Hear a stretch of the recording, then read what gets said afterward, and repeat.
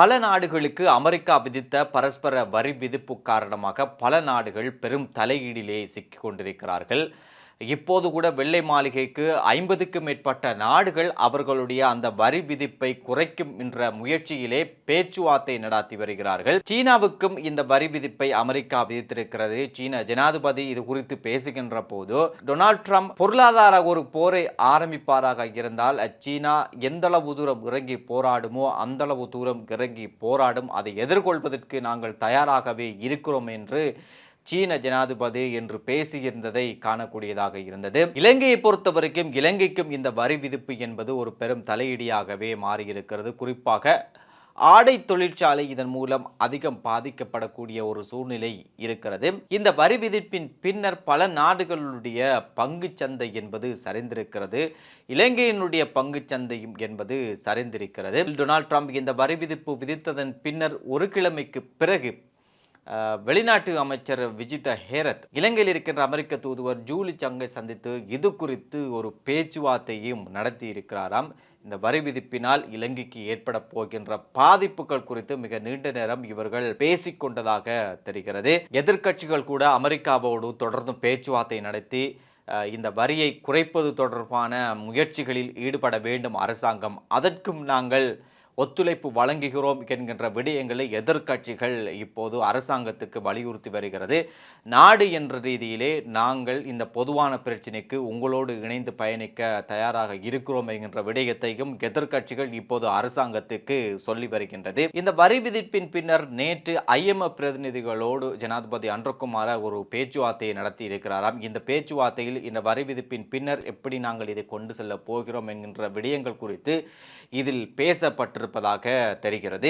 இவ்வாறு Donald Trump விதித்த இந்த பரஸ்பர வரி விதிப்பு காரணமாக இந்த வரியை எப்படி குறைப்பது என்பது குறித்து அரசாங்கம் பல பக்கங்களாக பல மட்டங்களிலே பேச்சுவார்த்தைகளையும் கலந்துரையாடல்களையும் ஏற்படுத்தி வருகின்ற இந்த சூழ்நிலையில் இந்த பேச்சுவார்த்தையையும் இந்த கலந்துரையாடலையும் இந்த வரியை விதிப்பதற்கு முன்னதாக செய்திருந்தால் அது மிகவும் பலனுடையதாக இருந்திருக்கும் என்பதுதான் பலருடைய கருத்தாக இருக்கிறது.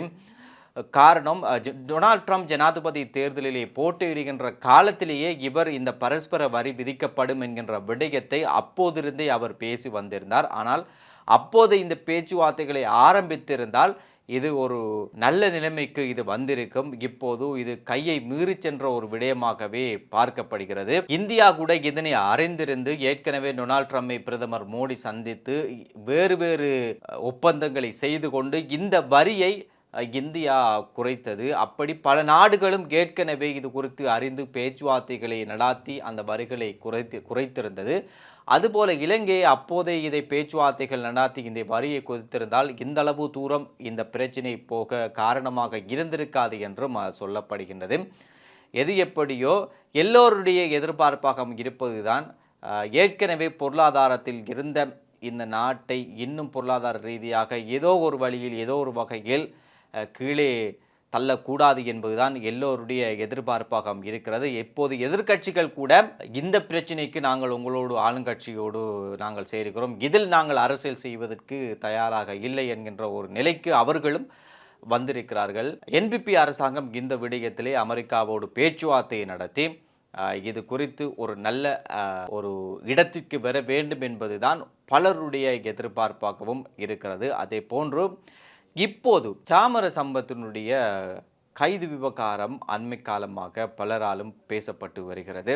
இதற்கிடையிலே விளக்கமறியலிலே வைக்கப்பட்ட சாமர சம்பவத்தை கடந்த வாரம் சில எம்பிக்களும் சில மூத்த அரசியல்வாதிகளும் சிறைக்கு சென்று சந்தித்திருந்தார்களாம். அதிலும் குறிப்பாக லசந்த் அழகியவண்ண, துமிந்த திசாநாயக்க, ஃபைசர் முஸ்தபா ஆகியோர் சாமர சம்பத்தை சிறைச்சாலைக்கு சென்று சந்தித்திருந்தார்களாம். அப்போது சாமர சம்பத் இது 2016ஆம் ஆண்டுக்குரிய வழக்கு. நான் அப்போது முதலமைச்சராக இருந்த காலப்பகுதியில் போடப்பட்ட ஒரு வழக்கு.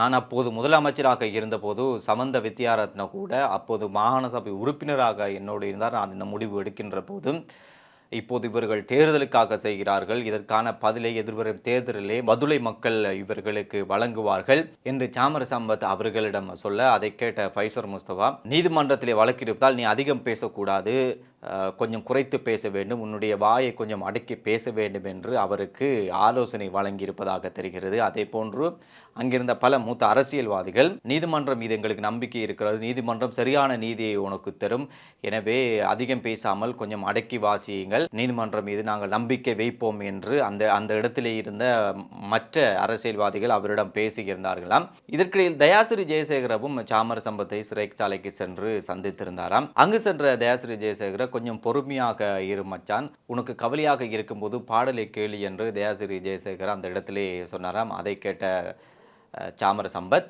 எனக்கு தெரியும் அனுர எல்லா பக்கத்திலும் என்னை இறுக்கி விட்டிருக்கிறார், நான் எப்படி இருந்தாலும் நான் சந்தோஷமாகத்தான் இருக்கிறேன் என்று சொன்னாராம்.